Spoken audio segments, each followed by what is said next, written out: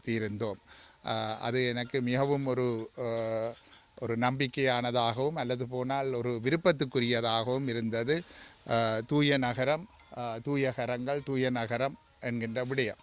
ஆகவே அதை முழுமையாக செய்ய வேண்டும் என்கின்ற ஒரு எண்ணத்தோடு தான் இந்த நகராட்சி மன்றத்துக்கள் நாங்கள் அடியெடுத்து வைத்தோம். அந்த வகையில் அது மிகவும் வெற்றி அளித்திருக்கின்றது என்றே நான் சொல்லுவேன். என்னை பொறுத்தவரையில் எங்களுடைய சாவச்சேரி நகராட்சி மன்றத்துக்கு மற்ற இடங்களில், அதாவது உள்ளூராட்சி அலுவலகங்களில் மட்டுமல்ல, ஆளுநர் வரையும் ஒரு நல்ல அபிப்பிராயம் இருக்கின்றது. ஏனென்றால் தவிசாளரை பற்றியும் அவர்களுக்கு தெரியும், சபை என்ன செய்து கொண்டிருக்கின்றது என்பதையும் தெரியும். ஆகவே உங்களுக்கு தெரியும், கடந்த காலங்களில் இருந்த சூழ்நிலையை மாற்றி எங்களால் இயன்ற அளவு அடிப்படை விஷயங்களை நாங்கள் செய்து கொண்டிருக்கின்றோம். மிக முக்கியமாக உங்களுக்கு தெரியும், ஒரு ஸ்ரீபிரகாஷ் அண்ணன்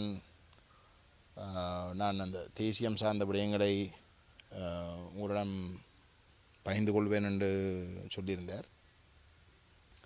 தமிழ் தேசியம் சார்ந்த விடயங்களை பகிர்ந்து கொள்கின்ற பொழுது இப்பொழுது பிரதானமாக இந்த தேசிய மக்கள் சக்தி அரசாங்கம் ஆட்சிக்கு வந்ததுக்கு பிற்பாடு தமிழ் தேசியத்தை பற்றியோ தமிழர்களை பற்றி குறிப்பாக பேசினால் அப்படி பேசுகிறவர்கள் இனவாதிகள் என்றொரு கருத்துராக்கம் ஒன்றை